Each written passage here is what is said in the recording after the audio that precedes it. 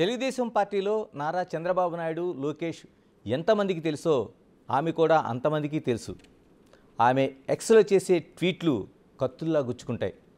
ఒక్కోసారి తెలుగుదేశం పార్టీ నాయకులు, కార్యకర్తలు కూడా ఎదుర్కోలేని ట్వీట్లను ఖచ్చితంగా ఆమె సమాధానం ఇస్తారు. ఒక్క మాటలో చెప్పాలంటే వైసీపీ పార్టీని చీల్చి చెండాడడంలో ఆమె వెనుకంజ వేయరు. ఆమె స్వాతిరెడ్డి. స్వాతిరెడ్డి యూకే నుంచి మనతో లైవ్లో అందుబాటులో ఉన్నారు. స్వాతిరెడ్డి గారు నమస్తే. నమస్తే అండి. చాలా హ్యాపీగా కనిపిస్తున్నారు. ఏదో ఆంధ్రప్రదేశ్లో మూడంతా మీ ఫేస్లో కనిపిస్తోంది. ఆబ్వియస్లీ అండి, 5 years గా వేచి చూసిన కళ ఎదురుగా ఉంటే హ్యాపీనెస్సే కదా. ఆంధ్రప్రదేశ్ రాష్ట్ర ప్రజలు కూడా చాలా హ్యాపీగా ఉన్నారు. అదంతా చూసి చెప్పలేనంత ఆనందంగా ఉంది నాకు. స్వాతిరెడ్డి గారు, ఆంధ్రప్రదేశ్లో తెలుగుదేశం విజయం అంటే ఒక ఘన విజయాన్ని సాధించింది. అంటే ఈ ఫలితం ఏదైతే ఉందో అంటే ఈ పోరాట ఫలితం అనుకుంటున్నారా, లేకపోతే ఇందులో ఈ విజయంలో మీ పాత్ర ఎలాంటిదని అనుకుంటున్నారు? ఖచ్చితంగా ఈ నెంబర్ ఏదైతే వచ్చిందో అండి 164 అనేది అలయన్స్ కి ఖచ్చితంగా పోరాటమేనండి. ఎందుకంటే డే 1 జగన్మోహన్ రెడ్డి ప్రభుత్వం ఫామ్ అయిన రోజు నుంచి మేము పోరాటం ఉన్నాము. బీఇట్ ప్రజావేదిక, ఫ్లడ్స్ వచ్చినప్పుడు మన చంద్రబాబు నాయుడు గారి హౌస్ పైన జరిగిన దాడి కాడి నుంచి మొన్న ఎలక్షన్స్ రోజు, పోలింగ్ రోజు కూడా ఆడవాళ్ళ పైన కత్తులతో దాడి చేయడం, ఒక ఎమ్మెల్యే వెళ్లి తెనాలిలో ఒక వ్యక్తి పైన, ఒక సామాన్యమైన ప్రజల పైన, ఓటర్ పైన చేయి చేసుకోవడం వరకు పోరాటం చేసి సాధించుకున్నదే అండి ఈ రిజల్ట్. అండ్ నా పాత్ర ఎంత అని నేను చెప్పలేను, కానీ ఈ పోరాటంలో తెలుగుదేశం పార్టీ అధికారంలోకి రావడం కోసం చంద్రబాబు నాయుడు గారు, నారా చంద్రబాబు నాయుడు గారు అని ప్రమాణ స్వీకారం చేసి మళ్ళీ అసెంబ్లీలోకి ముఖ్యమంత్రిగా అడుగు పెట్టాలి అనే ఒక ఉద్దేశంతో ఆ గమ్యం కోసం నేనైతే చాలా కష్టపడ్డానండి. ఎందుకంటే ఇప్పుడు నేను యూకేలో ఉంటున్నాను. ఈ ఇండియా టైం వేరు, యూకే టైం వేరు. ఒక్కొక్కసారి 4.5 hours గ్యాప్ ఉంటుంది, ఒక్కోసారి సీజన్ ని బట్టి 5.5 hour గ్యాప్ ఉంటుంది. ఆ గ్యాప్ ని కూడా ఫుల్ఫిల్ చేసి నేను నాకు దొరికిన టైంలో ఇంపార్టెంట్ టాపిక్స్ అన్ని మాట్లాడాలి, ప్రజలకి జరుగుతున్న అరాచకాలన్నిటినీ తెలియాలి అని చాలానే కష్టపడ్డానండి. టైం లేకపోయినా, ఒక్కొక్కసారి వర్క్ వెళ్ళి వచ్చిన నిద్ర లేకపోయినా సరే, లేదు ఈ వీడియో చెయ్యాలి, ఇది చాలా ఇంపార్టెంట్, జనాలకి తెలియాలి అని చెప్పి నిద్ర మేలుకొని చేసిన రోజులు కూడా ఉన్నాయి. స్వాతిరెడ్డి గారు, అంటే మీ ట్వీట్లు చూసే వాళ్ళందరికీ మీరు తెలియకపోరు. అయితే ముందుగా అసలు స్వాతిరెడ్డి ఎవరు అసలు? నేను అంటుంది మీకోసం చాలామంది సెర్చ్ చేస్తూ ఉంటారు. అంటే స్వాతిరెడ్డి కోసం తెలుసుకోవాలన్న ఆసక్తి అయితే ప్రతి ఒక్కరిలో కనిపిస్తుంది. ఇంతకీ ఎవరు స్వాతిరెడ్డి, ఎవరు అసలు, ఏం చేస్తుంటారు? స్వాతిరెడ్డి మీ ముందున్నాక సాదా సీదా మిడిల్ క్లాస్ అమ్మాయినండి. నేను అందరిలాగానే కలలు కని చంద్రబాబు నాయుడు గారి స్ఫూర్తితో ఆయన చూసి పెరిగి, ఆయన మాటలు విని పెరిగి, ఆయన ఇన్స్పిరేషన్ తో నేను ఇక్కడే ఆగిపోకూడదు, నేను అబ్రాడ్ వెళ్ళి ఏదైనా సాధించి అక్కడి నుంచి నా రాష్ట్రానికి ఏదైనా చెయ్యాలి అని ఒక స్ఫూర్తితో ఇక్కడికి వచ్చి మాస్టర్స్ ఫినిష్ చేసి ఒక కంపెనీలో మేనేజర్ గా వర్క్ చేస్తున్నాను. అట్ ద సేమ్ టైం నేను హిప్నోథెరపిస్ట్ కూడా అండి. నేను హిప్నోథెరపీ కూడా ప్రాక్టీస్ చేస్తున్నాను. స్వాతిరెడ్డి గారు, చాలామంది పార్టీల కంటే చాలా అభిమానం ఉంటుంది, అంటే వాళ్ళ కోసం ఏమైనా వాళ్ళ టైం అంతా వెచ్చిస్తారు. మీరేంటండి అసలు తెలుగుదేశం పార్టీ అంటే ఇంత పిచ్చిగా ఉంటారు అసలు? అంటే దాన్ని ఎవరు కూడా దీంతో కూడా కొలమానం చేయలేరు అసలు. కరెక్ట్ గా చెప్పారండి. నా అభిమానం చంద్రబాబు నాయుడు గారి పైన, తెలుగుదేశం పార్టీ పైన ఎన్నలేనిది. ఎందుకంటే నాకు చంద్రబాబు నాయుడు గారు అంటే ఒక చిన్నప్పటి నుంచి ఒక తెలియని ఒక ఇన్స్పిరేషన్ అండి. నాకు ఆయన నడిచినా కూడా నాకు ఏదో ఒకటి నేర్చుకోవాలనిపిస్తుంది. ఇప్పుడు చూడండి, ఇప్పుడు ఎలక్షన్స్ జరగక ముందు ఆయన అరెస్ట్ చేసినప్పుడు ఇంకొక నాయకుడు ఎవరైనా సరే ఆ ఏజ్ లో ఉన్నప్పుడు డీలా పడిపోతారు. కానీ చంద్రబాబు నాయుడు గారు కంబ్యాక్ అసలు ఎంత స్ట్రాంగ్ గా ఉందంటే, అరెస్ట్ చేసిన రోజు కూడా ఓవర్ నైట్ మేల్కొని ఉన్నారు, 2-3 days మేల్కొని ఉన్నారు. అరెస్ట్ నుంచి రిలీజ్ అయిన రోజు కూడా మొత్తం ర్యాలీతో వచ్చారు. ఆయన ఎనర్జీ ఏంటి అసలు, ఆయన నుంచి నేర్చుకోవడానికి చాలా ఉంటుంది. అలా ఆయన నుంచి చూసి పెరిగి అదొక భక్తి అండి. సింపుల్ గా చెప్పాలంటే ఐ వర్షిప్ హిమ్. ఒక రకమైన భక్తి. ఎందుకంటే ఆయన చేసిన డెవలప్మెంట్ నా కళ్ళతో నేను చూసాను. నాకు తెలిసిన ఫ్యామిలీ మెంబర్స్ కానీ, నా కొలీగ్స్ వాళ్ళ బ్రదర్స్ అండ్ సిస్టర్స్ కానీ, నా ఫ్యామిలీ ఫ్రెండ్స్ కానీ చాలా మంది ఆయన తెచ్చిన కంపెనీస్ లో, హైటెక్ సిటీలో వర్క్ చేసి ఈరోజు అబ్రాడ్ లో సెటిల్ అయిన వాళ్ళు ఉన్నారు. కుటుంబాలు ఆయన వలన బాగుపడి వాళ్ళ ఫ్యామిలీ స్టేటస్ ని మొత్తం మార్చుకున్న ఎగ్జాంపుల్స్ కళ్ళ ముందు ఉన్నాయి. ఇలాంటి ఎన్నో ఉన్నాయండి, ఒకటి రెండు కాదు. అంతెందుకండి, స్వాతిరెడ్డి అనే నేను ఒక జస్ట్ ట్విట్టర్ లో పోస్ట్ చేస్తూ వీడియోస్ చేస్తూ పార్టీకి ఇన్ఫ్లుయెన్సర్ గా వర్క్ చేస్తున్నాను. నా కోసం నేను బాధపడుతుంటాను, నా వీడియో చూసి నా కోసం స్టాండ్ తీసుకొని నాకు కాల్ చేసి నాతో మాట్లాడడమే కాకుండా మా పేరెంట్స్ తో మాట్లాడారండి. అంత గొప్ప వ్యక్తి అసలు నాకు మద్దతు ఇవ్వడం నేను అసలు ఊహించలేదు. అంత డౌన్ టు ఎర్త్ ఉంటారు. ఆయనకి ప్రతి ఒక్కరు పార్టీలో పనిచేసే వాళ్ళంటే ఆయనకి చాలా గౌరవం. ప్రతి ఒక్కరిని సమానంగా చూస్తారు ఆయన. అలాంటి పర్సనాలిటీ అండి చంద్రబాబు నాయుడు గారిది. ఆయన గురించి చెప్పాలంటే నేను ఎన్ని రోజులైనా ఎంతైనా చెప్తూనే ఉంటాను. సో ఆయన పైన ఫామ్ అయిన ఒక అభిమానం, ఆయన కోసం ఏదైనా చెయ్యాలి, ఖచ్చితంగా నా కాంట్రిబ్యూషన్ ఆయన ప్రమాణ స్వీకారం వరకు నేను తీసుకెళ్ళాలి అని చాలా కష్టపడ్డామండి. నాకు ఆయన అంటే చాలా ఇష్టం. ఇన్ఫాక్ట్ సింపుల్ గా చెప్పాలంటే భక్తి.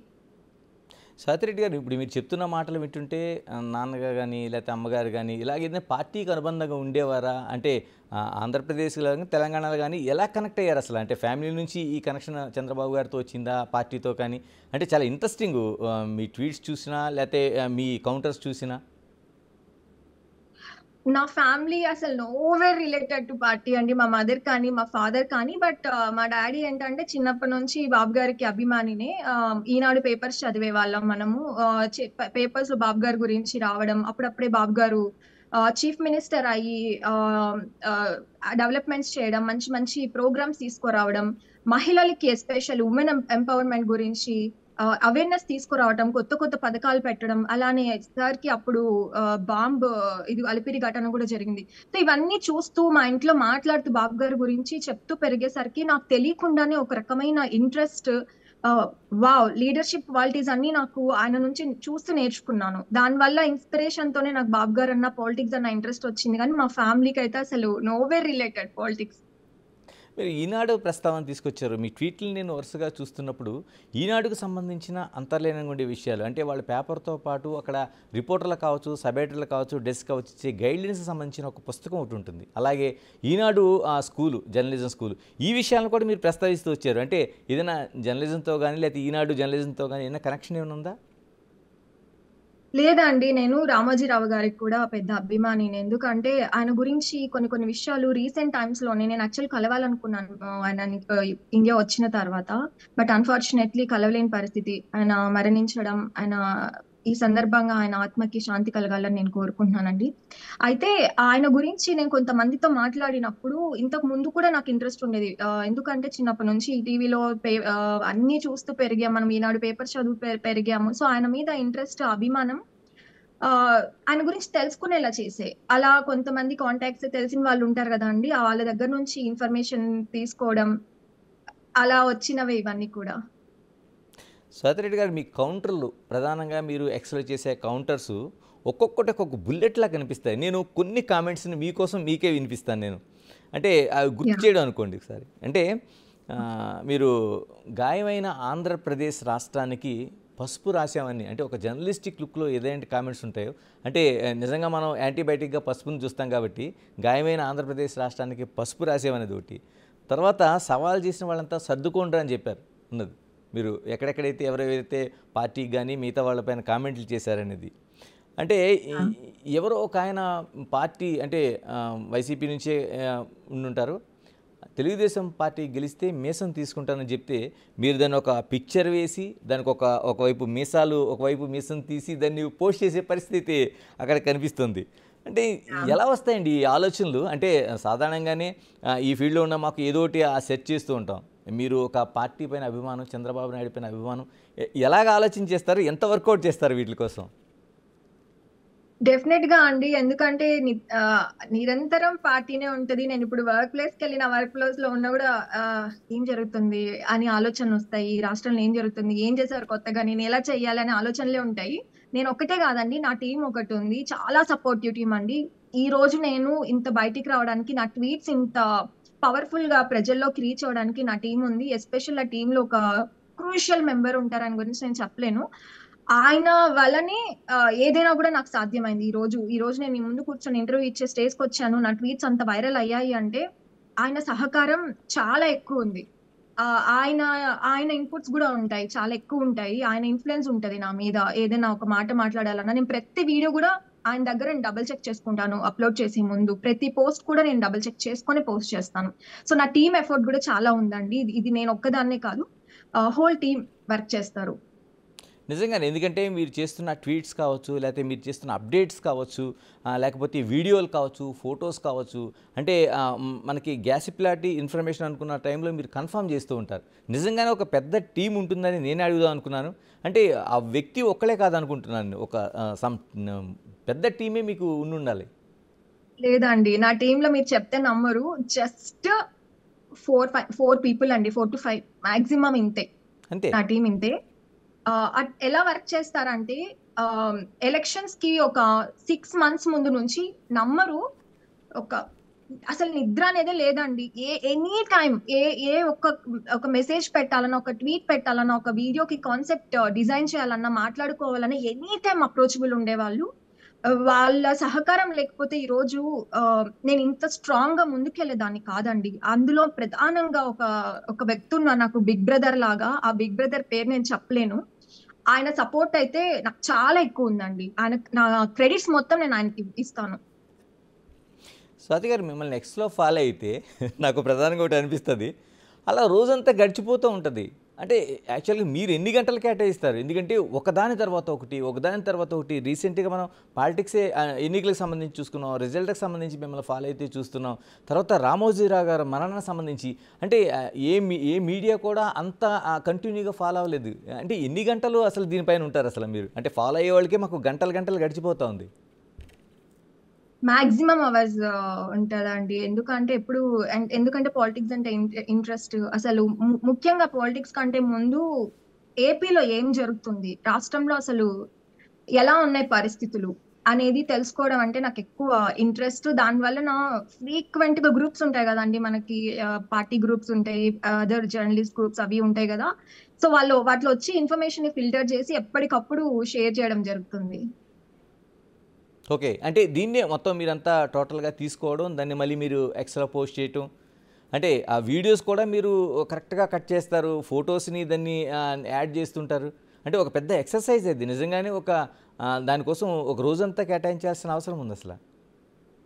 డెఫినెట్లీ అండి. ఎందుకంటే అందరూ అనుకుంటారు జస్ట్ వీడియోస్ చేసేస్తుంది, జస్ట్ ఒక 2, 3 లైన్‌లు ట్వీట్ వేసేస్తుంది, లేదంటే ఒక ఫోటో జస్ట్ ఊరికే అట్లా ఎడిట్ చేసి వేసేస్తుంది అనుకుంటారు గానీ, దాని వెనకాల కష్టం చాలా ఉంటదండి. ఒక ఎగ్జాంపుల్ ఏంటంటే, ఒక వీడియో చేయాలంటే ఒక కాన్సెప్ట్ మనం అర్థం చేసుకొని, ఇప్పుడు ఫర్ ఎగ్జాంపుల్ జగన్మోహన్ రెడ్డి గారు ఒక జీవో గురించి మాట్లాడారు, సంథింగ్ ఏదైనా మాట్లాడారనుకోండి. దాని వెనకాల నిజం ఎంత, ఊరికే మాట్లాడారా అని రీసెర్చ్ చేయడానికి చాలా టైం పడుతుంది. ఆ రీసెర్చ్ చేసి మనం అర్థం చేసుకొని దాని కాన్సెప్ట్ లాగా ప్రిపేర్ చేసే స్క్రిప్ట్ రాసుకొని మనం ఎలా ప్రెజెంట్ చేయాలి, సెటరికల్ గా చెప్పాలా, ప్రజలకు ఎలా చెప్తే అర్థం అవుతుంది ఈ కాన్సెప్ట్ అని ఆలోచించి డిస్కస్ చేయడానికి చాలా టైం పడుతుందండి. అంత ఈజీ కాదు ఒక టాపిక్ గురించి మాట్లాడాలంటే. ఇంకా ట్వీట్స్ విషయానికి వస్తే సింపుల్ గా ఒక 2, 3 లైన్స్ లో మనం చెప్పాలనుకున్న మెసేజ్ జనాలకి ఎలా చెప్పాలి, ఒక మాస్ క్రౌడ్ ని ఎలా అట్రాక్ట్ చేయాలి, మనం చెప్తున్న వాటిని వాళ్ళు ఎలా తీసుకుంటారు అని ఆలోచించి వేయాల్సి ఉంటుందంటే అంత ఈజీ ఏం కాదు. It's very hard work. Again నా టీమ్ సపోర్ట్ లేకపోతే అసలు ఇంత నా ట్వీట్స్ ఇంత రీచ్ అయ్యేవి కాదు.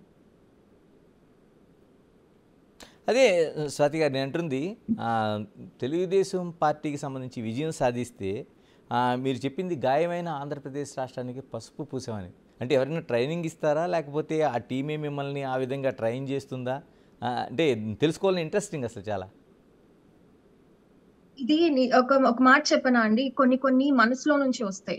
ఎలా అంటే మనం చాలా బాధపడినప్పుడు, అది చిన్న వాళ్ళైనా పెద్దవాళ్ళైనా, చదువుకున్న వాళ్ళైనా చదువుకోని వాళ్ళైనా, కొన్ని మాటలు కొన్ని స్టేట్మెంట్స్ వస్తాయి. అలా వచ్చిన స్టేట్మెంట్సే అండి ఇవన్నీ కూడా. నా ట్వీట్స్ అన్ని అట్లానే ఉంటాయి. ఎందుకంటే 5 years గా మేము పడిన బాధలు, మా కార్యకర్తలు పడిన బాధలు, ప్రజలు అనుభవించిన బాధలు అవన్నీ కూడా ఆ మనసులో ఇప్పటికీ ఉన్నాయి. ఆ బాధల్ని తలుచుకున్నప్పుడు ఇట్లాంటివి ఏంటంటే ఇంకా బ్రహ్మాండమైన స్టేట్మెంట్స్ వస్తాయి. అవి బాధల నుంచి వచ్చిన ఇవి. అండ్ ఆ బాధలు పడిన తర్వాత వచ్చిన ఒక స్టేట్మెంట్ అండి, సక్సెస్ చూసిన తర్వాత వచ్చిన స్టేట్మెంట్ అండి. అది మనసులో నుంచి వచ్చిన మాట. స్వాతి గారు, మీ కౌంటర్లు చూస్తుంటే ఒక్కోసారి చాలా భయం వేస్తుంది. ఎందుకంటే మీరు వ్యక్తిగతంగా మిమ్మల్ని టార్గెట్ చేస్తారన్న భయం అసలు ఎక్కడ కనిపించినట్టు ఉండదు. మరోవైపు మీరు చూస్తే ఇక్కడ చాలా వరకు అంటే గత ప్రభుత్వం ఉండేటప్పుడు తెలుగుదేశం పార్టీ వాళ్ళు సైతం ఇక్కడ సోషల్ మీడియాని నోరు నొక్కేయడం కావచ్చు, ఆ కామెంట్స్ని కేసులు పెట్టడం, అరెస్టులు చేయడం ఇంత జరుగుతున్నప్పుడు కూడా మీరు అక్కడ యూకే నుంచి ఆ యుద్ధాన్ని కొనసాగిస్తూనే ఉన్నారు. అంటే అలాగా స్వాతి అలా భయపడే పరిస్థితులు ఏం కనిపించవు. డెఫినెట్లీ నేను భయపడనండి. అసలు నాకు బేసిక్ గా నా అడ్వాంటేజ్ అంటారు, డిసడ్వాంటేజ్ అంటారు నాకు తెలియదు, కానీ నేను ఎవ్వరికి భయపడను, దేనికి భయపడనండి. బట్ బాధపడతాను, కొంతవరకే బాధపడతాను. ఒక 10-15 నిమిషాలు లేదా హాఫ్ అన్ అవర్ బాధపడతాను, వెంటనే I come back very strongly. నేను బాధపడి అట్లా ఆగిపోయే ఆడపిల్లని కాదు. బేసిక్ గా భయపడను. నాకు భయం లేకపోవడానికి రీజన్ ఏంటంటే నేను స్ట్రాంగ్ గా బిలీవ్ చేస్తానండి, I never did any mistake. ఒక ఫినాన్షియల్ గా కానీ, ఇంకో విషయంలో కానీ నేను ఏ తప్పు చేయలేదు కాబట్టి నాకు భయం అనేది ఉండదు అసలు. ఆ భయం లేకపోవడం వల్లనే నేను అసలు నా పైన జరిగిన ట్రోల్స్ అయితే వేరే వాళ్ళైతే అసలు తట్టుకుని ఉండరు. ఇప్పటికీ కూడా నా పైన మీరు నా ట్విట్టర్ ఓపెన్ చేస్తే కామెంట్స్ చూస్తే ఈవెన్ టుడే కామెంట్స్ వస్తూనే ఉన్నాయి బ్యాడ్ గా. మీకు కొన్ని పోస్టులు కూడా పంపించాను, చూస్తే మీరు ఆశ్చర్యపోతారు. అంత వల్గర్ గా ట్రోల్ చేసినప్పటికీ వాళ్ళు ఎప్పుడు కూడా నా మోరల్ ని దెబ్బ తీయలేకపోయారండి. అందులోనూ ప్రధానంగా నాకు పార్టీ అండ ఉంది. నాకు లోకేష్ అన్న గారు కానీ, బాబు గారు కానీ సపోర్ట్, టీడీపీ సోల్జర్స్ కొంతమంది ఉన్నారండి, అసలు ఎంత సపోర్ట్ ఇచ్చారో నాకు ట్రోల్స్ జరిగినప్పుడు. బేసిక్ గా నాకు భయం లేని నేచర్ ఒకటి. బట్ నేను కొన్ని రోజులు గ్యాప్ ఇవ్వడానికి కారణం ఏంటంటే, మీకు తెలియదు, ట్రోల్స్ జరిగినప్పుడు ఇంటర్నల్ గా నా ఫ్యామిలీలో చాలా సఫర్ అయ్యారండి నా ఫ్యామిలీ మెంబర్స్. చెప్పాలంటే మా ఫ్యామిలీ స్ప్లిట్ అయింది. ఆ స్టేజ్ లో ఉన్నప్పుడు నేను వాళ్ళని కన్విన్స్ చేసుకొని వాళ్ళతో ఫైట్ చేసి నేను పార్టీ కోసం పనిచేశాను. ఆంధ్రప్రదేశ్ రాష్ట్రానికి చంద్రబాబు నాయుడు గారు అవసరం ఉంది అని చెప్పి వాళ్ళకి ఎక్స్ప్లెయిన్ చేసి మళ్ళీ ముందుకు వచ్చాను. చాలా స్ట్రాంగ్ గా వచ్చాను దాని తర్వాత. సో నన్ను ఎప్పుడు ఎవరు ఆపలేకపోరు. ఇంకో విషయం చెప్పాలండి, ఇప్పుడు నన్ను ట్రోల్స్ చేశారు, నాకైతే ఏం పోలేదు. ఎందుకంటే నేను నా కెరియర్ వైజ్, నా పొలిటికల్ గా కూడా నేను స్ట్రాంగ్ అయ్యాను. అండ్ నేను గ్రో అవుతూనే వచ్చాను. Everyday I'm growing, I'm learning different things, I'm growing. నేను పీపుల్ తో ఎలా రీచ్ అవ్వాలి, అప్రోచ్ అవ్వాలి అని నా వర్క్, నా ప్రొఫెషన్ అన్ని కరెక్ట్ గా ఉన్నాయి. కానీ ట్రోల్ చేసిన వాళ్ళు ఎక్కడున్నారండి ఈ రోజు? చిత్తుగా పార్టీ ఓడిపోతే వాళ్ళ లైఫ్ ఏంటి? ఆ రోజు వాళ్ళు ఈ క్వశ్చన్ వాళ్ళని వేసుకుని ఉంటే ఇంత దారుణంగా ఒక అమ్మాయిని ట్రోల్ చేసే వాళ్ళు కాదు. నేను బాగున్నాను ఈ రోజు, వాళ్ళ పరిస్థితి ఏంటి? అది అందరూ కూడా అర్థం చేసుకోవాలని మీ ఛానల్ అందరికీ చెప్తున్నానండి. ఇలా సింపుల్ కదా ఫోన్ లో టైప్ చేయడం అని, ఎడిట్ చేసేసి పిచ్చిగా మార్పులు చేస్తే చేయించుకున్న వాళ్ళు నాలాగా స్ట్రాంగ్ గా ఉన్న వాళ్ళైతే ఓకే. స్ట్రాంగ్ గా తీసుకోలేని వాళ్ళు, కొంతమంది జీవితాలను పోగొట్టుకున్న వాళ్ళు ఉన్నారు. సో దయచేసి మీ ఆ క్షణికమైన ఆవేశం కోసం, లేదంటే ఆ సంతోషం కోసం, ఆ సైకో ఆనందం కోసం ఇలాంటి పనులు మానుకోండి. Focus on your career, focus on your life, focus on your family. మీరు బాగుంటారు, మీరు బాగుంటే మీ కుటుంబం బాగుంటది. ఇవన్నీ వాళ్ళు గుర్తుపెట్టుకోవాలని ట్రోలర్స్ కి నేను మరీ చెప్తున్నానండి. నన్నే కాదు, ఏ ఆడపిల్లని, ఏ అబ్బాయిని కూడా ట్రోల్స్ చేయాల్సిన అవసరం లేదు. Focus on your life. Swathi గారు, నిజంగానే మీరు చెప్పినట్టు మీరు పంపించినవి, లేకపోతే మీ ట్విట్టర్లో ఫాలో అయిన చూసాం. చాలా వరకు ఆ మార్ఫింగ్ చేసిన ఫోటోలు కావచ్చు, మిమ్మల్ని అశ్లీలంగా చూపించిన ఆ వైఖరి కావచ్చు, అవి చూస్తుంటే కొన్ని చోట్లయితే మీరు చనిపోయినట్టు ఆ శవయాత్రలు చేయటం, లేకపోతే పేపర్లో ప్రింట్ చేయడం లాంటివి అన్నీ కూడా మనకు కనిపిస్తూ ఉన్నాయి. అంటే ఇలా చూసినప్పుడు ఇంత టార్గెటెడ్గా ఉన్నప్పుడు అంటే దీన్ని ఎలా ఎదుర్కొంటారు అసలు? అంటే చాలామంది ధైర్యంగా ఉంటారని మీరే చెప్తున్నారా? మీ ధైర్యం అది ఆ ట్విట్టర్లో కనిపిస్తూ ఉంటుంది, ఆ ఎక్స్లోన. అంటే నిజంగానే మానసికంగా చాలా సంసిద్ధత అవసరం దానికి. డెఫినెట్ గా అవసరం అండి. ఎందుకంటే బట్ నేను ఇంకో విషయం కూడా చెప్పాలండి. ఇప్పుడు మానసికంగా మనం స్ట్రాంగ్ గా ఉండాలంటే మనం ఏంటని మనకు అర్థం అవ్వాలి. ఇప్పుడు మనల్ని ఎవరో జడ్జ్ చేసినంత మాత్రం మనం అది అయిపోం. ఫర్ ఎగ్జాంపుల్ నన్ను ఎవరైనా ఇప్పుడు నువ్వు ద గ్రేట్ ఇండియాకి ప్రెసిడెంట్, దానికి ప్రెసిడెంట్, దీనికి ప్రెసిడెంట్, నేను అయిపోను. Because I know what I am. నేనేంటి జస్ట్ నేను ఒక హిప్నోథెరపిస్ట్, ఒక కంపెనీలో పని చేసుకుంటున్న అమ్మాయిని. వాళ్ళ పొగినంత మాత్రం నేను ఆ స్టేజ్కి వెళ్ళిపోను. అట్ ద సేమ్ టైం మనం అదైతే ఎలా యాక్సెప్ట్ చేయము, ఎవరో వచ్చి నువ్వు ఇది నువ్వు అది అని బూతులు మాట్లాడి నేను మార్క్ చేసేసి నేను ఒక బ్యాడ్ గా ఫ్రేమ్ చేసినంత మాత్రం మనం అది అయిపోము. You know what you are, your family know what you are. So నువ్వు వేరే వాళ్ళకి సమాధానాలు చెప్పాల్సిన అవసరం లేదు. You know what your life is, you know what you are doing exactly. So you don't have to worry about anybody. పిచ్చి comments అసలు ignore చేయాలండి. ఫస్ట్ ఆఫ్ ఆల్ చూస్తే ఏమవుతుంది అంటే బాధ వేస్తుంది. సో చూడకుండా ఉంటే ఏ బాధ ఉండదు. నాకు స్టార్టింగ్ లో కొంతవరకు ఫీల్ అయ్యేదాన్ని, తర్వాత ఎలా అయిపోయిందంటే చూసి నవ్వుకునేదాన్ని. ఆ తర్వాత ఏమైందంటే అసలు చూడటం మానేశాను. కానీ వీళ్ళు చేసిన పని ఏంటంటే వైసీపీ ట్రోలర్స్ నాకు పంపిస్తే నేను ఎఫెక్ట్ అవ్వట్లేదు, నేను ఇంకా ఎక్కువ చేస్తున్నాను అని చెప్పి మా పేరెంట్స్ కి, మా మదర్ కి ఒక వీడియో ఓ మీకు షేర్ చేశాను కదా, ఆ వీడియో మా మదర్ కి పెట్టి, మీ కూతురు ఇలా అంట కదా, మీరే ఇలా తయారు చేశారంట కదా, మీకేం అనిపించట్లేదా అని ఒక అమ్మని అడిగితే మా మమ్మీ ఎంత బాధపడ్డారంటే, ఎలక్షన్స్ కి ముందు రోజు వరకు కూడా మా మమ్మీ చాలా బాధపడ్డారు కొన్ని విషయాల్లో. అలా పేరెంట్స్ ని ఎఫెక్ట్ అవుతున్నాయి, ఫ్యామిలీస్ ని చాలా దెబ్బతీస్తున్నాయి అలాంటివి. సో నేనేం చెప్తానంటే, అమ్మాయిలు ముఖ్యంగా ఈ ట్రోల్స్ ని అస్సలు పట్టించుకోకండి, focus on your life, that's it. మీ సక్సెస్ స్వాతి వేరే గారు, వాళ్ళకు ఒక స్వాతి గారు, చెంప దెబ్బ అవుతుంది. నేనేమంటానంటే అంటే ఒక ఆడపిల్ల బయటికి వెళ్ళేటప్పుడు తల్లిదండ్రులు ఇలా ఉండాలి, ఇలా ఉండాలి, డ్రెస్ సెన్స్ అన్నీ చూసుకుంటారు. ఎందుకంటే ఆ అమ్మాయి మీద చిన్న మచ్చ కూడా ఉండకూడదు, చిన్న కామెంట్ కూడా చేయకూడదు అనేది తల్లిదండ్రులు, ఏ తల్లిదండ్రులైనా అదే ఆలోచిస్తారు. అంటే ఈ తల్లిదండ్రులకే మీరు ఇలాంటి పంపించినప్పుడు ఆ వీడియోలు చూస్తే నిజంగానే ఏ ఆడపిల్ల కూడా సహించలేదు, ఏ ఆడపిల్ల తల్లిదండ్రి కూడా సహించలేనివి. అంటే ఆ టైంలో ఎలా ఉండేది మీ పేరెంట్స్ మానసిక పరిస్థితి ఏంటి? అసలు ఎప్పుడైనా మిమ్మల్ని స్టాప్ చేయమని చెప్పారా? దీన్ని వెనక్కి రమ్మని అలాంటిది ఏమైనా వచ్చిందా?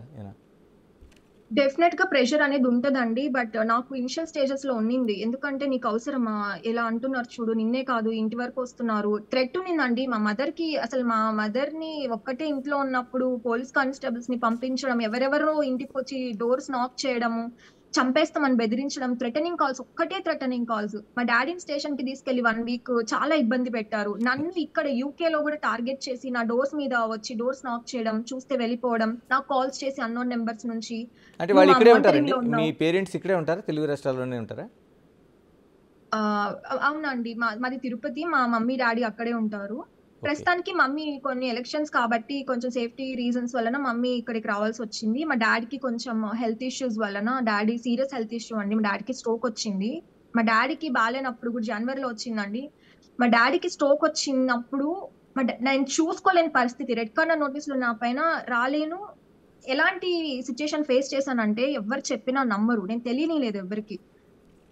ఇంకా లేదు, ఇంకా మీరు ఇంటికి తీసుకెళ్ళిపోండి, సర్జరీ చేసిన 0.1% ఛాన్స్, మీరు ఎంత డబ్బు ఖర్చు పెట్టినా సరే ఓకే. యూజ్ లేదని చెప్పారు డాక్టర్స్. లిటరలీ రాలేను, ఉండలేను, ఏం చేయలేని పరిస్థితి అండి. నిజంగా ఆ ఒక్క ఫేజ్ మాత్రం నరకం అండి. ఎందుకంటే ఆ ఫొటోస్, మా డాడీ ఆ వీడియోస్ చూసినప్పుడు, కన్న తండ్రి నా పొజిషన్ లో చూసి ఎస్. ఏమీ చేయలేని నిస్సహాయత, ఆ నిస్సహాయత నేను భరించలేకపోయాను. ఇప్పటికి నేను రాలేని పరిస్థితి. ఆ చెప్పలేనండి. ఒక 5-6 మంత్స్ నుంచి నరకం చూస్తున్నాను మా డాడీని చూసుకోలేక. అది కూడా మా నిజంగా డాడీ ఆయనకి, ఇప్పటికీ కూడా ఆయన హార్ట్ హాస్పిటల్లోనే కంప్లైంట్ ఉన్న ఉన్నారు. సమయంలో ఆయనకి, ఏంటండి? అది కూడా ఆయనకి హార్ట్ కంప్లైంట్ ఆ కొనసాగుతున్న సమయంలో ఇటువంటివన్నీ కూడా. నాకు చెస్ట్ స్ట్రోక్ కాదండి, చెస్ట్ హార్ట్ స్ట్రోక్ కాదు, బ్రెయిన్ స్ట్రోక్ వచ్చింది. Brain okay. స్ట్రోక్ వచ్చి బాడీ మొత్తం ప్యారలైజ్ అయిపోయింది, మాటలు రావు, లైఫ్ మొత్తం ఇంకా మాట్లాడలేరు, కదలలేరు. బ్రెయిన్ మొత్తం ఓపెన్ చేసి ఒక సర్జరీ చేశారు, లక్కీగా అది సక్సెస్ అయింది. బట్ స్టిల్ మా డాడీ ఇంకా కూడా హాస్పిటల్లోనే ఉన్నారు. 6 ఇప్పటికీ? మంత్స్ నుంచి హాస్పిటల్లోనే ఉన్నారు. ఇప్పటికీ? ఇప్పటికీ హాస్పిటల్లోనే ఉన్నారు. ఓ. స్వాతి సో గారు, నేను ఈ ఇక్కడే ఫేజ్ నేను చెప్పండి, చెప్పండి. చెప్పండి స్వాతి గారు. సో నేను ఇదంతా ఫేస్ చేసి కూడా నేను ఎక్కడ కూడా ఆగలేదు. ఇంట్లో ఉంది, నాకు ఫస్ట్ లో మా పేరెంట్స్ వద్దన్నారు, పరువు పోతుంది, ఎందుకు ఇలా అనిపించుకుంటున్నా, అవసరమా అని. బట్ తర్వాత నేను చేసే ఫైట్ కి, నాకు వచ్చిన రెస్పాన్స్ కి, ప్రజలందరూ, వాళ్ళు చుట్టుపక్కల వాళ్ళు కూడా కొంతమంది, అమ్మాయి చాలా ధైర్యంగా మాట్లాడుతుందని చెప్పడం చూసి మా పేరెంట్స్ కూడా, ఓకే నా కూతురు ఏదో చేస్తుంది కాబట్టి సమాజానికి, ఇన్ని మాటలు అంటున్నారు, నువ్వు చేయనా నా ధైర్యంగా అని మా మమ్మీ తర్వాత నుంచి ఎంకరేజ్ చేయడం స్టార్ట్ చేశారు. మా డాడీ కూడా ఎంకరేజ్ చేయడం స్టార్ట్ చేశారు, నువ్వు చెయ్యి, నువ్వు చేస్తుంది కరెక్ట్, నువ్వు ఎంత కరెక్ట్ గా చేయకపోతే నీ పైన ఇంత బురద జల్లుతున్నారు, నువ్వు సమాజానికి ఏదో ఒకటి చెయ్యాలమ్మా అని నన్ను ఇంట్లో చాలా స్ట్రాంగ్ గా సపోర్ట్ చేశారండి. So great. స్వాతి గారు, చాలామంది తెలుగుదేశం నాయకులు అంటే కీలకమైన స్థానాల్లో ఉండేవాళ్ళు, ఈ ట్రోలింగ్స్ కావచ్చు, లేకపోతే ఈ కేసులు కావచ్చు, లేకపోతే వాళ్ళని పెట్టిన టార్చర్ కావచ్చు, వీటన్నిటి కూడా అంటే బ్యాక్ వెళ్ళిపోయిన పరిస్థితి మేము ఇక్కడ దగ్గర నుంచి చూసాం. అంటే అంటే దాదాపుగా తెలుగుదేశం కార్యకర్త తోట చంద్రయ్య లాంటి ఘటనలు, అంటే మా పార్టీ నినాదం ఇవ్వు అని రోడ్డుపైన కొడుతూ ఉన్న వీడియోలు చూస్తుంటే ఎవరైనా వెనక్కి వెళ్ళాల్సిన పరిస్థితి. మీరు ఎక్కడ కూడా ఈ యుద్ధానికి సిద్ధపడే ప్రయత్నం చేస్తున్నట్టున్నారు, అంటే ఎక్కడ కూడా డ్రాప్ అవ్వలేదు మీరు. ఏమనిపించింది మీకు ఈ తోట చంద్రయ్య లాంటి యాదవ్ లాంటి ఘటనలు చూసినప్పుడు? ఆయనకి సాల్యూట్ చెప్తానండి నేను. ఎందుకంటే ఒకరి మెడ మీద కత్తి పెట్టి నువ్వు వేరే పార్టీ నినాదం చెప్పు అంటే, నా ప్రాణం పోయినా పర్లేదు నేను జేటీడీపీ అంటానని చనిపోయినా చూడండి, అలాంటి వాళ్ళండి మాకు ఇన్స్పిరేషన్. ఇప్పుడు నాకు కూడా అదే పరిస్థితి, నేను మరో తోట చంద్రయ్య అవుతానండి. నేను ఇది ఎన్నో సందర్భాల్లో ఓకే. చెప్పాను. ఎందుకంటే ఈ ట్రోల్స్ ఇవన్నీ నథింగ్ అండి. నా గోల్ ఏంటంటే చంద్రబాబు నాయుడు గారు రాష్ట్రానికి మళ్ళీ ముఖ్యమంత్రి అవ్వాలి, యువతకి ఉద్యోగాలు రావాలి. మా తమ్ముడికి, మా అక్కలకి, చెల్లెలకి పట్టిన గతి దేశాలు రాష్ట్రాలు పట్టుకొని వెళ్లాల్సిన గతి ఏంటి? నా రాష్ట్రంలో రిసోర్సెస్ ఉన్నాయి. ఒక అమరావతి క్యాపిటల్ సిటీ అయితే అద్భుతమైన కంపెనీలు వస్తే నేను ఇక్కడే పని చేసుకోవచ్చు, ఎక్కడికో ఎందుకు వెళ్ళిపోవాలి అని ఒక స్ట్రాంగ్ సంకల్పం అండి. ఆ సంకల్పం, ఆ డెడికేషన్ ముందు ఈ ట్రోల్స్, వాళ్ళు చేసే మార్పులు ఇవన్నీ నాకు నథింగ్ అనిపించింది. వాళ్ళు సీరియస్లీ నాకు చాలా సార్లు థ్రెటనింగ్ కాల్స్ వచ్చినాయి, జరిగినాయి కూడా నా పైన, యూకేలో కూడా జరిగినప్పటికీ కూడా నేను ఎక్కడ కూడా ఆగింది లేదు. ఎందుకంటే ఒకటి అంటారు కదా, చస్తే రేపటికి రెండు అంటారు కదా, అలాగా. కానీ నాకు ఏదైనా జరిగి ఒకవేళ ఏదైనా అయితే అది మంచి కోసమే జరిగిందని గర్వంగా ఫీల్ అవుతారండి మా పేరెంట్స్ కూడా. నేను కూడా అలానే తీసుకుంటాను. నేను నా కోసం ఫైట్ చేసి నేను చావట్లేదు. రాష్ట్రం కోసం మంచి జరగాలి, యువతకి మంచి భవిష్యత్తు ఉండాలని ఒక సంకల్పం కోసం జరిగితే నేను దాన్ని హ్యాపీగానే తీసుకుంటాను. దానివల్ల నేను ధైర్యంగా ముందుకు వెళ్ళాను. ఇలాంటివన్నీ నన్ను ఎప్పుడు ఏమి చేయలేవండి. అసలు నథింగ్ నాకు ఈ ట్రోల్స్. సత్య గారు, మీరు ట్రోల్స్ కోసం మాట్లాడుతున్నారు. ఇప్పుడు మీ లైవ్ చూస్తున్న వాళ్ళు మీకు ఎంత పాజిటివ్గా రెస్పాన్స్ అవుతున్నారంటే, ఇప్పుడు మాకు వస్తున్న దాంట్లో ఉన్న మా టీవీలో లైవ్ చూస్తున్న వాళ్ళందరూ ఎంత పాజిటివ్గా కామెంట్ చేస్తున్నారంటే, స్వాతి అనేది మీరు ముందుకెళ్ళండి అనేది ఒక పెద్దది చెప్తున్నారు. అనేక వైపు అంటే స్వాతి కోసం చాలా పాజిటివ్గా మాట్లాడుతున్నారు. అంటే అనేక కామెంట్స్ వస్తున్నాయి. అంటే పోరాటానికి 1000 ఏళ్ల స్వర్గం వస్తుందని వాళ్ళు చేస్తున్న కామెంట్. అంటే మీరు చేస్తున్న పోరాటం ఏదైతుందో మీకు 1000 ఏళ్ల స్వర్గం వస్తుంది, పుణ్యానికి ఇదే ఫలితం ఉంటుందని చెప్తున్నారు. అంటే చాలా ఒక అల్టిమేట్గా వెళ్ళి కనిపిస్తుంది. అనేక కామెంట్స్ వస్తున్నాయి మీకు ఇందులో చూస్తుంటే. ఈ లైవ్ చూస్తున్న వాళ్ళందరూ దాదాపు 90% మీకు పాజిటివ్గానే మాట్లాడుతున్నారు. అవునండి, ఐఎమ్ బ్లెస్డ్, నిజంగా బ్లెస్డ్ అండి. ఎందుకంటే నా వీడియోస్ ఫస్ట్ నేను ఇనిషియల్ స్టేజ్ లో వీడియోస్ చేసినప్పుడు నాకు ఒక ఆలోచన ఉండింది, నేను చేస్తున్నాను జనాలకి వెళ్తుందా లేదా అనే ఒక ఆలోచన ఉండేది.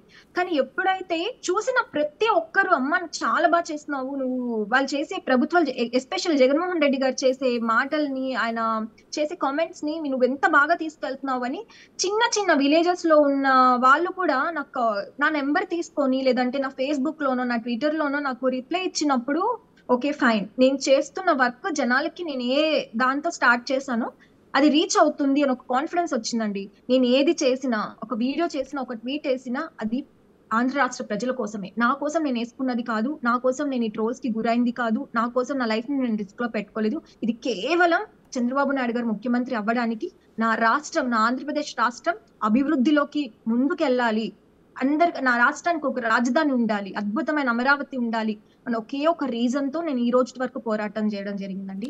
స్వాతి గారు, మీకు ఇంకొక అద్భుతమైన ఒక కామెంట్ వచ్చింది. అంటే వైసీపీ ఓటమికి ఆంధ్రప్రదేశ్లో ఎన్నో కారణాలు ఉండొచ్చు, కానీ స్వాతిరెడ్డి మాత్రం ప్రధాన కారణంగా వాళ్ళు చెప్తున్నారు. వస్తున్న లైవ్లో వాళ్ళు కామెంట్ చేస్తున్నారు. చాలా బ్లెస్డ్ అండి, నిజంగా నా కష్టాన్ని గుర్తించి నాకు ఇంత పెద్ద కామెంట్ ఇవ్వడం ఎప్పటికీ మర్చిపోలేని. కమెంట్ చేసిన వాళ్ళకి మనస్ఫూర్తిగా నా ధన్యవాదాలండి.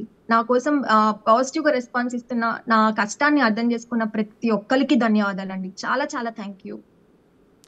స్వాతి, మీ చాలా వరకు ఒక యుద్ధం లాంటిది కొనసాగిస్తున్నప్పుడు ఎక్కడో చోట ఒక బ్రేక్ విన్ పాయింట్ ఉంటుంది. అంటే అక్కడ ఇక్కడతో ఆగిపోతే బాగుండి అనిపిస్తూ ఒక మనకే ఒక మనసులో ఆ ప్రశ్నకు సరైన సమాధానం దొరక్క ఆగిపోవాలనిపిస్తుంది.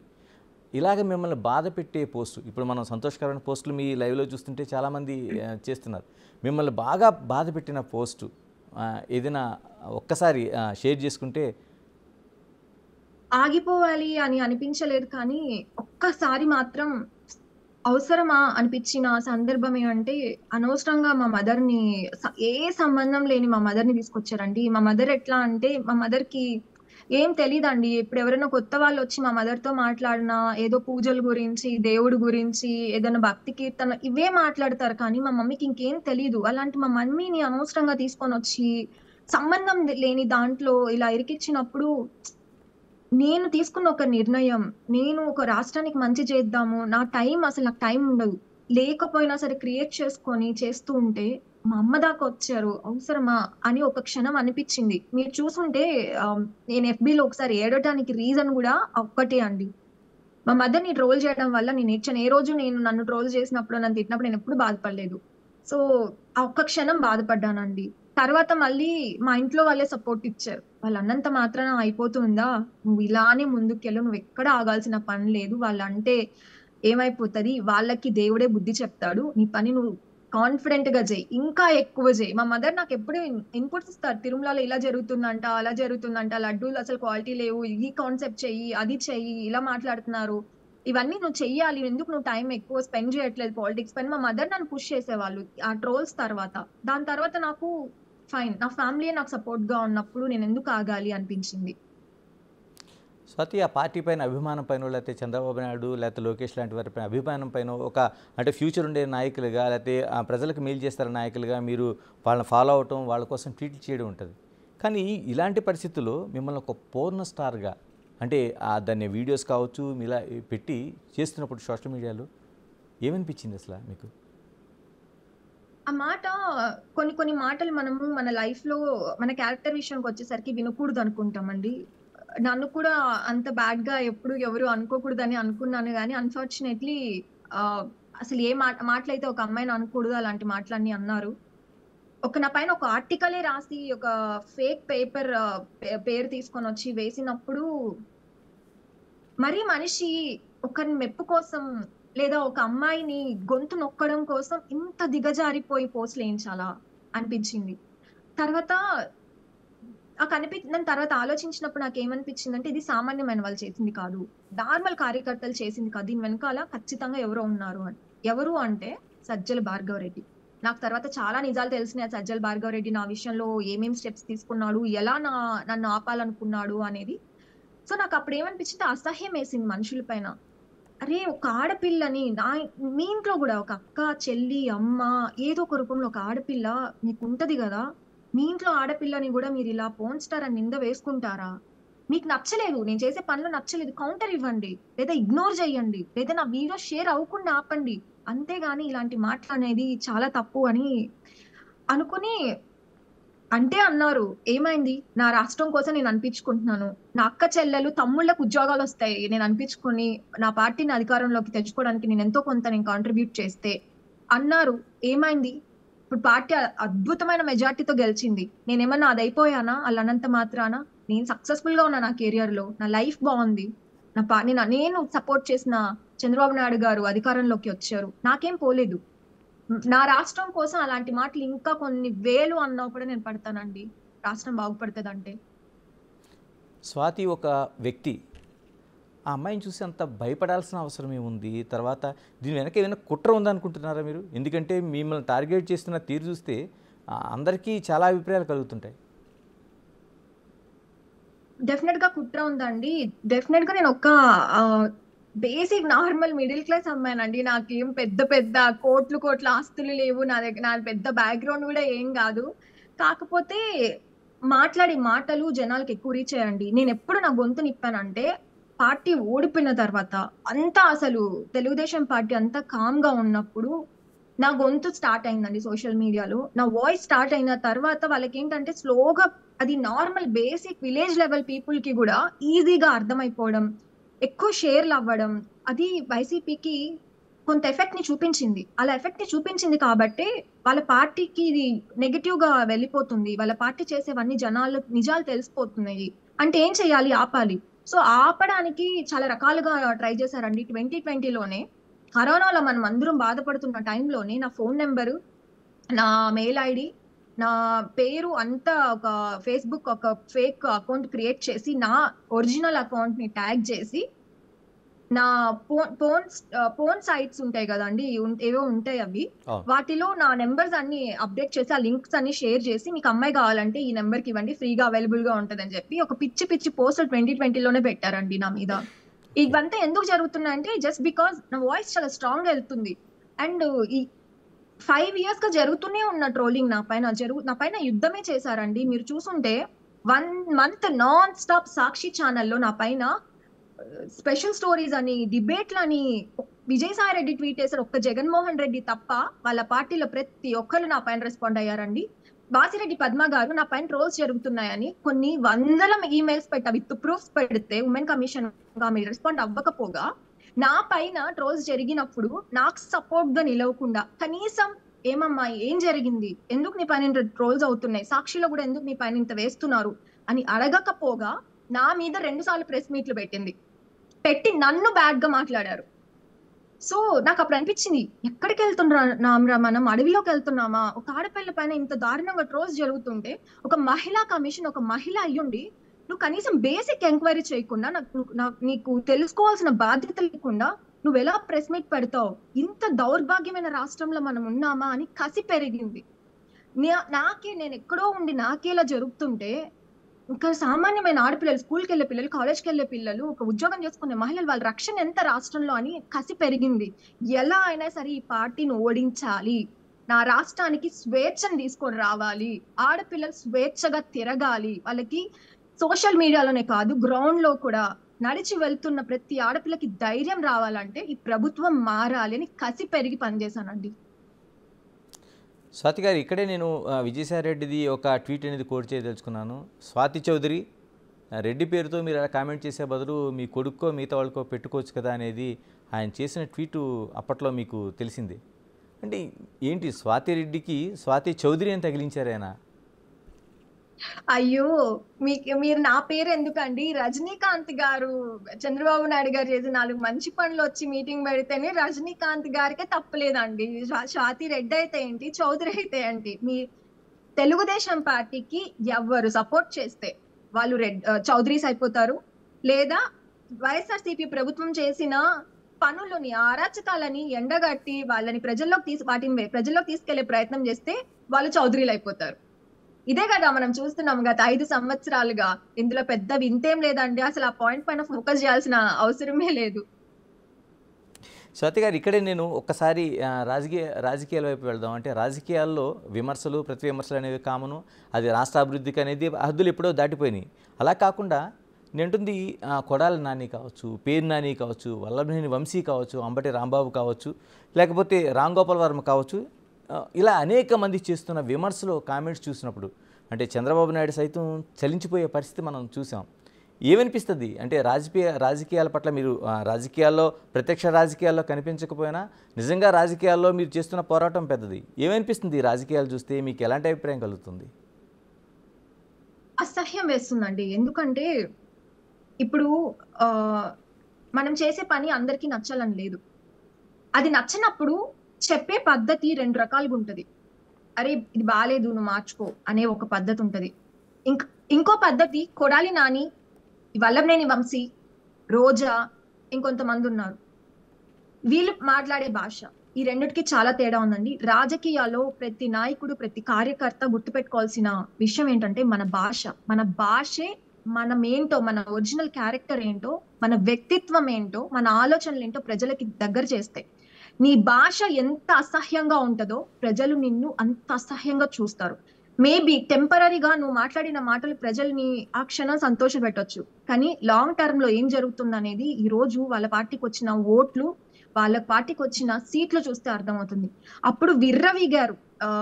అసలు అసహ్యమైన భాషతో ఈ కొడాలి నాని గాని, ఈ రోజా గారు గాని, ఆవిడ ఎక్స్ప్రెషన్స్, హావభావాలు కూడా అసెంబ్లీలో కూడా ఎంత అసహ్యంగా ఉండేవంటే, ఒక మహిళకు ఉండాల్సిన ఒక క్వాలిటీ కూడా లేదేంటి? ఈవిడని ఎమ్మెల్యేగా ఎందుకు గెలిపించాము, ఈవిడని అసెంబ్లీలోకి పంపించామా మా సమస్యలని డిస్కస్ చేయడానికి, ఈవిడికి మంత్రి పదవి వచ్చిందా అని అసహ్యించుకునే లాంటి పరిస్థితి.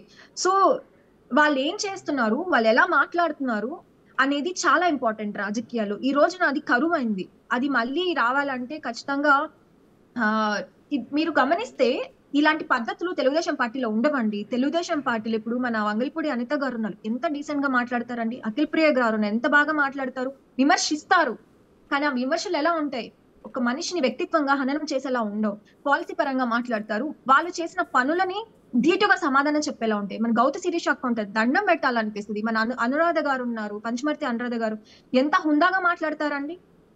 ఇలా ఉండాలి విమర్శలు. కానీ ఈ 5 years గా వైఎస్ఆర్సీపీ వచ్చిన తర్వాత మనము ఆ విమర్శలు, ఆ మాటలు చూస్తుంటే అరే రాజకీయం ఇంత ఇంత వర్స్ట్ గా అయిపోయింది ఏంటి? మా అమ్మమ్మ వాళ్ళు కూడా అంటారండి, ఎన్నో ఎలక్షన్స్ చూసాము, ఇన్ని సంవత్సరాలు రాజకీయాలను చూస్తూ పెరిగాని ఇంత అసహ్యమైన పాలిటిక్స్ మేము ఎప్పుడు చూడలేదు అంటున్నారు పెద్ద పెద్ద వాళ్ళు కూడా, అప్పటి కాలంలో వాళ్ళు కూడా.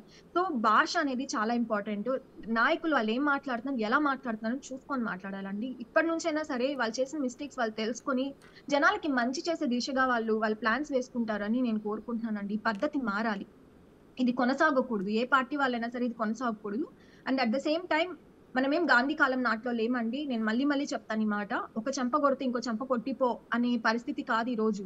ఒక 2, 3 కొడితే తిరిగి ఇంకొకటి కొట్టే పరిస్థితుల్లోనే ఉన్నాము. ఉండాలి కూడా. లేదు అంటే ఏమవుతదంటే మనం మంచిగా ఉంటే మన మంచితనాన్ని చేతకంతనం అనుకుంటారు.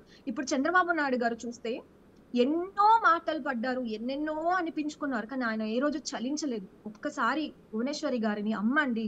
ఆవిడని చూస్తే కాలు మీద పడి దండం పెట్టాలనిపించి అంత పద్ధతిగా ఉంటారు.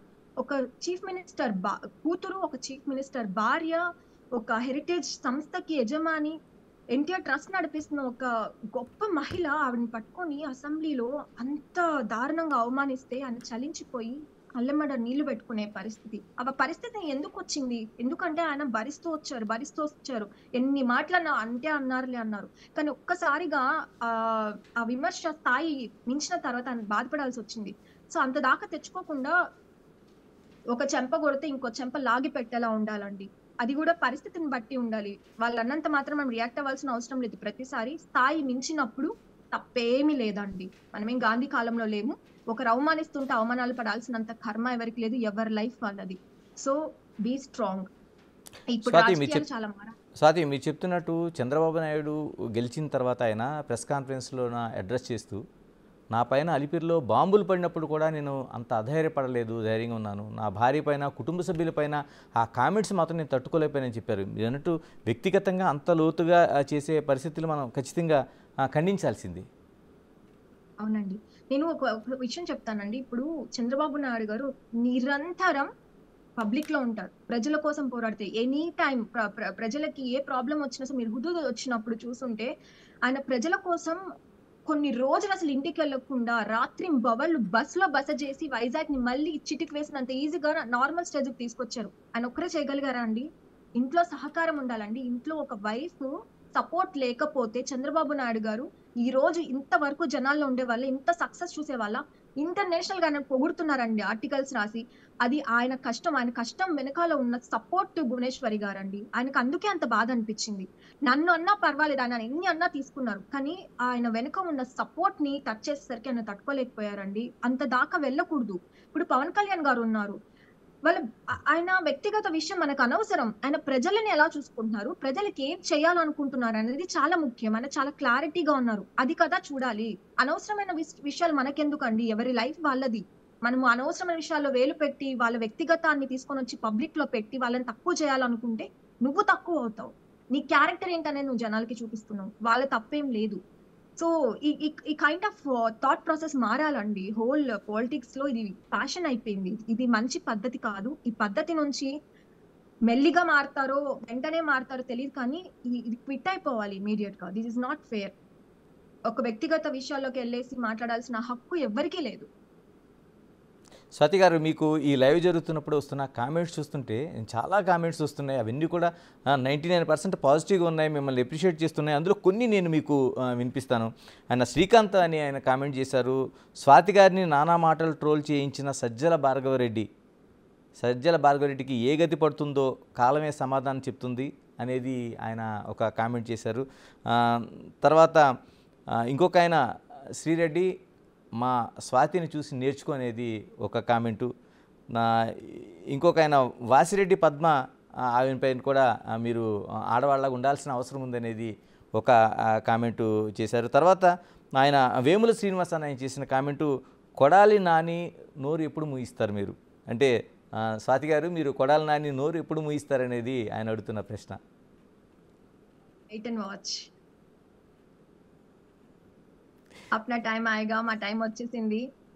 ఇంకా అతని టైం ఒక్కొక్కళ్ళది అండి. ఏదైనా సరే ప్రభుత్వం అంటే తెలుగుదేశం పార్టీలో ఉన్న పద్ధతి ఏంటంటే అండి, చంద్రబాబు నాయుడు గారు ఏంటంటే ఎప్పుడూ కూడా ఎవరిని కూడా ఈగోయిస్టిక్ పాలిటిక్స్ లోకి తీసుకొని వచ్చేసి వాళ్ళ జీవితాలని నాశనం చేయాలనుకునే వ్యక్తి కాదు. కాకపోతే మా లోకేష్ అన్న ఖచ్చితంగా కార్యకర్తల్ని, మా నాయకులని, మా లీడర్స్‌ని, మా చంద్రబాబు నాయుడు గారిని, కన్న తల్లిని అవమానించిన ఆ ప్రతీకారం అయితే ఉండబోతుంది. బట్ ఆ ప్రతీకారం ఎలా ఉండబోతుందంటే లీగల్ గానే వెళ్తారండి. అది తెలుగుదేశం పార్టీలో ఉన్న గొప్పతనం. ఇప్పుడు జగన్మోహన్ రెడ్డి గారున్నారు. లేని స్కిల్ డెవలప్‌మెంట్‌ల కేసులో ఏదో ఇరికిచ్చేసి బాబు గారిని లోపల పెట్టారు. అట్లా ఉండదండి మా పార్టీలో. మా పార్టీలో అంతా లీగల్ గానే, కరెక్ట్ గానే ఎళ్తాము.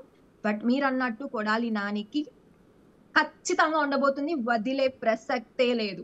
ఏ రకంగా కొడాలి నాని, రోజా, వల్లభనేని వంశీ ఇంకొంతమంది ఉన్నారండి. వీళ్ళనెవ్వరిని వదిలిపెట్టే ప్రసక్తే లేదు. వాళ్ళు చేసుకున్న దానికి అనుభవించక తప్పదు. ఆల్రెడీ ప్రజలు బుద్ధి చెప్పారు. కానీ లీగల్‌గా వాళ్ళు చేసిన పనులన్నిటికి సమాధానం చెప్పి తీరాలి. చెప్పిస్తాము. స్వాతి గారు, మీరు గెలుపు తర్వాత తెలుగుదేశం పార్టీ కూటమి గెలుపు తర్వాత ఒక పోస్ట్ పెట్టారు, అందరి లెక్కలు తేలుస్తామని. ఎప్పుడు తేల్చబోతున్నారు? ఖచ్చితంగా. ప్రతి ఒక్కరి లెక్క అండి. ప్రతి ఒక్కరి లెక్క ఎన్నెన్ని అవమానాలండి. మీరు అన్నారు తోట చంద్రయ్య గారిని చంపేశారండి.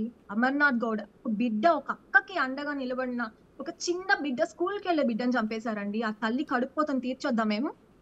ఎంతమంది ఆడపిల్లల్ని నడి రోడ్లో గొంతు కోసారండి. రేప్స్ చేశారండి. అలాంటి వాళ్ళ తల్లుల కడుపుకోత తీర్చొద్దా? డాక్టర్ సుధాకర్ గారి అమ్మ కడుపుకోత తీర్చొద్దా మేము? అనంత బాబు ఒక డ్రైవర్‌ని చంపేశారు. వాళ్ళ భార్య, వాళ్ళ అమ్మ బాధల్ని మేము తీర్చొద్దా? ఇలా చాలా ఉన్నాయండి చెప్పుకుంటే. అవన్నీ తీర్చాలి. ప్రతి ఒక్కరి లెక్క తీరుస్తున్నాం. అందులో సజ్జల భార్గవరెడ్డి చెప్తున్నాను. నిన్ను మాత్రం ఎవ్వరు వదిలినా నేను నా జీవితంలో వదిలిపెట్టను. గుర్తుపెట్టుకో. స్వాతి గారు, భార్గవ కృష్ణ అన్న ఆయన ఒక ట్వీట్ పెట్టారు మనకి లైవ్లోనే. స్వాతి గారు, యువత రాజకీయాల్లోకి రావాలంటే ఏం చేయాలి? నేటి రాజకీయ వ్యవస్థలో ఉన్న లూప్ హోల్స్ ఏంటి? వాటిని గురించి ప్రశ్నిస్తే మన గొంతు నొక్కే కొన్ని వ్యవస్థలు ఉన్నాయి.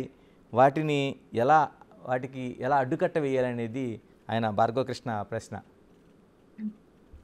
రాజకీయంలో లూప్ హోల్స్, ప్రతి ఒక్క దగ్గర లూప్ హోల్స్ ఉంటాయి. అది రాజకీయంలోనే కాదు, మన ఇంట్లో కూడా ఉంటాయి. కానీ మనకు ఉండాల్సింది ఏంటంటే ప్రతి సమస్యని ఎదుర్కొనే ధైర్యం ఉండాలి. ఆ ధైర్యం ఉన్నప్పుడు రాజకీయాల్లోకి రండి. రాజకీయం యువతకి చాలా మంచి ఆపర్చునిటీస్ ఉన్నాయి. ఎవరైనా రావచ్చు. కాకపోతే మీకు ఉండాల్సినది ఏంటంటే సర్వీస్ మైండ్ సెట్ ఉండాలి. మీ మైండ్ చాలా స్ట్రాంగ్ అండ్ డిటర్మైన్డ్ గా ఉండాలి. ఒకసారి వచ్చి మళ్ళీ వెనక్కి వెళ్ళిపోదాం అలా ఉండేలా ఉంటే అసలు రాకండి. ఎందుకంటే అన్ని తెలుసుకొని రండి. పాలిటిక్స్ లో మంచి కంటే ఎదిగేటప్పుడు చాలా చెడ్డ ఉంటుంది. నీ చుట్టూ నెగటివిటీనే ఉంటది. ఒక్క పాజిటివ్ గా ఉంటే 1000 నెగటివ్స్ కాచుకొని ఉంటాయి. అవన్నీ బేర్ చేయడానికి నువ్వు సిద్ధమైతే, ప్రజలకి మేలు చేయాలని నీ మనసులో ఒక స్ట్రాంగ్ సంకల్పం ఉంటేనే రాజకీయాల్లోకి రండి. వస్తే మాత్రం రాజకీయాల్లో మంచి కెరియర్ ఉంటదండి. యువత ఖచ్చితంగా రాజకీయాల్లోకి రావాలి. ఎందుకంటే ఇప్పుడున్న జనరేషన్ యూత్ లో టెక్నాలజీ అండ్ నాలెడ్జ్ రెండు కలిసి ఉండటం వలన రెండింటిని ఎలా మిక్స్ చేసి జనాలకి మంచిగా చేయొచ్చు అనేది యూజ్ అవుతుంది. సో యూత్ డెఫినెట్ గా రావాలి. చదువుకున్న యూత్ ఖచ్చితంగా పాలిటిక్స్ లోకి రండి. కానీ డిసైడ్ చేసుకొని రండి. అంత ఈజీగా ఉండదు, అలాని కష్టం కూడా కాదు. మీ మైండ్ స్ట్రాంగ్ గా ఉంటే ఎవరినైనా ఎదుర్కోవచ్చు. ఎలాంటి శక్తులు వచ్చినా, ఎలాంటి కుట్రలు చేసినా నేను ఎవ్వడు ఆపలేడు నువ్వు స్ట్రాంగ్ గా ఉంటే. So come to politics. You are welcome. Swathi, మీరు కలగన్న ప్రభుత్వం వస్తుంది. అంటే ఈ ప్రభుత్వం ఎలా ఉండాలనుకుంటున్నారు? మీకు ఒక ఆలోచనలు ఉంటాయి, ఈ పనులు చేస్తే బాగుంటుంది, ఈ పనులు ఇలా చేస్తే బాగుంటుంది అనేది మీకు చాలా ఆలోచనలు ఉంటాయి. ఎందుకంటే మీరు చాలా వరకు ఆ రాజకీయాలంతా పూర్తిగా ఫాలో అవుతూ ఉంటారు. అవునండి. నేను స్ట్రాంగ్ గా బిలీవ్ చేసే ఒక పాయింట్ ఏంటంటే అండి, ఒకరికి సంక్షేమ పథకాలు అనేది ఎంతవరకు అవసరం అంటే ఒక చేయుతలా ఉండాలి. కానీ ఒక ఉద్యోగం ఇస్తే, ఒక ఒక ఒక ఇంట్లో ఒక పెద్దకి, ఒక డాడీకో లేకపోతే ఒక యువతకు ఒక ఉద్యోగం వస్తే కుటుంబం మొత్తం సర్వే అవుతుందండి. ఎలాంటి ప్రభుత్వం ఉండాలంటే నీకు వచ్చి ఈ 4000 డబ్బులు తీసుకొని నువ్వు సైలెంట్ అయిపోయి నాకు ఓట్లే అనే ప్రభుత్వం కాదు. నేను నీకు ఉద్యోగం ఇస్తున్నా, ఆ ఉద్యోగంతో నీ కుటుంబం మొత్తాన్ని బాగుపరచు, నువ్వు బాగుపడు, నీ నీ పక్కనున్న వాళ్ళని బాగుపడేలా చెయ్యి, నువ్వు ఎదిగి పక్కన వాళ్ళకి జీవితాన్ని ఇవ్వు అనే ప్రభుత్వం రావాలి.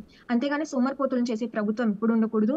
అండ్ యువతకు నేను చెప్పేది ఏంటంటే, యువత ఎలా ఉండాలి అంటే, మీరు వేసే ముష్టి నాకొద్దు, గవర్నమెంట్ ఇచ్చే పథకాలు నాకొద్దు, నాకు ఉద్యోగం కావాలి, నాకు 2 చేతులు ఉన్నాయి, 2 కాళ్ళు ఉన్నాయి, నాకు మంచి ఆరోగ్యం ఉంది, నేను చదువుకున్నాను, నేను ఉద్యోగం చేస్తాను, నాకు ఉద్యోగం మాత్రమే కావాలి, మీరు ఇచ్చే డబ్బులు నాకొద్దు అని ప్రభుత్వాన్ని నిలదీసే యువత తయారవ్వాలి. అది నిజమైన డెవలప్మెంట్ అని నేను స్ట్రాంగ్ గా నమ్ముతానండి. ఎందుకంటే ఒక ఉద్యోగం ఒక కుటుంబాన్ని నడిపిస్తుంది. అదే ఇచ్చే 10,000 ఒక రోజుతో అయిపోతుంది. అలాంటి డబ్బులు వద్దు. ఉద్యోగం తెచ్చుకోండి, ఎదగండి, మీ చుట్టూ ఉన్న నలుగురికి ఉపాధి కల్పించండి. అది డెవలప్మెంట్ అంటే. అలాంటి ప్రభుత్వం వస్తుంది. మా ప్రభుత్వం ఖచ్చితంగా అదే. అమరావతి ఒక్కటి కన్స్ట్రక్ట్ అయితే చాలండి, పోలవరం ఒక్కటి కన్స్ట్రక్ట్ అయితే చాలండి. రాష్ట్రం ఎలా ఉండబోతుందంటే ప్రపంచం మొత్తం మన రాజధాని అమరావతి వైపు, మన రాష్ట్రం వైపు చూసేలా ఉండబోతుంది పరిపాలన. నాది గ్యారంటీ. స్వాతి, ఈ 5 ఏళ్ల పాలనని మీరు గతంలో చూశారు, అనేక బాధలు అనుభవించారు, బాధలు అనుభవించి వాళ్ళని దగ్గరగా చూశారు. మీరు మీ ప్రొఫైల్లో యాక్చువల్గా హిప్నోథెరపిస్ట్గా ఉన్నారు. హిప్నోథెరపిస్ట్ మీను ఇలాగా ఉండే పనుల్ని ఒక థెరపీ ద్వారా దారిలో తెచ్చే అవకాశం ఉంది. వైసీపీ వాళ్ళకి నాయకులకు కానీ ఎలాంటి థెరపీ ఇవ్వబోతున్నారు మీరు ఇక్కడికి వచ్చిన తర్వాత? నాకు ఎప్పుడు ఒక ఆలోచన ఉండేదండి, చెప్పచ్చో లేదో నాకు తెలీదు. నాకు జగన్మోహన్ రెడ్డి గారిని ఎప్పుడైనా కలిసే అవకాశం వస్తే ఒక 10 నిమిషాలు ఆయన ఫేస్ ని చూడాలనిపిస్తుందండి. ఎందుకంటే ఆయన లోపల ఉన్న అంత క్రిమినల్ మైండ్ ని అంత ప్లెజెంట్ ఫేస్ తో అంత కూల్ గా ఎట్లా ఉంటారు అని నాకు ఆయనని హిప్నటైజ్ చేయాలని ఉందండి. నాకు ఒక్కసారి అవకాశం వస్తే ఖచ్చితంగా హిప్నటైజ్ చేయాలని ఉంది. అలానే అది హిప్నటైజ్ అంటే బిజినెస్ అండి. నేను సర్వీస్ కూడా చేస్తాను, ఫ్రీగా కూడా చేస్తాను. కొంతమందికి ఎవరైనా రేప్ విక్టిమ్స్ కి కానీ లేదంటే గంజాయికి బానిసలు మీ ఛానల్ ద్వారా చెప్తున్నానండి. రాష్ట్రంలో ఎవరైనా సరే పేదవాళ్ళు, గంజాయికి బానిస అయిపోయిన కాలేజ్ స్టూడెంట్స్ ఉన్నా, యువత ఉన్నా, మందుకి బానిసలు అయిపోయిన వాళ్ళు ఉన్నా, డిప్రెషన్ కి లోన్ అవుతూ సూసైడల్ థాట్స్ వస్తున్నా, లేదంటే అమ్మాయిలు రేప్ విక్టిమ్స్ అయ్యి వాళ్ళ లైఫ్ ని ఎలా లీడ్ చేయాలో తెలియకుండా ఉన్నా, అలాంటి వాళ్ళు నన్ను రీచ్ అవుట్ అయితే నేను వాళ్ళకి ఫ్రీగా సెషన్స్ ఇస్తానండి. నిజంగా హిప్నోథెరపీ అనేది చాలా మంచి థెరపీ. ఇది అందరికీ తెలియాల్సిన ఒక ఒక థెరపీ అండి. అందరూ యూజ్ చేసుకోవచ్చు దీనివల్ల అమేజింగ్ రిజల్ట్స్ ఉంటాయి. ఇది ఎంత వండర్ఫుల్ గా వర్క్ అవుతుంది అంటే, నేను ట్రైన్ అయిన తర్వాత మా ఫాదర్ కి యూజ్ చేశానండి. మా ఫాదర్ కి ఏంటంటే ప్యారలైజ్, ఇందాక చెప్పాను కదా, కాలు చేతులు వర్క్ అవ్వవు, మాటలు రావు. మా డాడీకి ఫిజియోథెరపీ ఇచ్చినప్పటికీ అంత ఇంప్రూవ్మెంట్ లేదు. నేను ఆన్లైన్ సెషన్స్ ద్వారా కొన్ని హిప్నోథెరపీ సెషన్స్ ఇవ్వడం జరిగింది. ఎంత ఇంప్రూవ్మెంట్ వచ్చిందంటే ఇప్పుడు స్లైట్ గా హ్యాండ్స్ మూవ్ అవుతున్నాయి, లెగ్స్ రెస్పాండ్ అవుతున్నాయి, మాట్లాడడానికి ట్రై చేస్తున్నారు.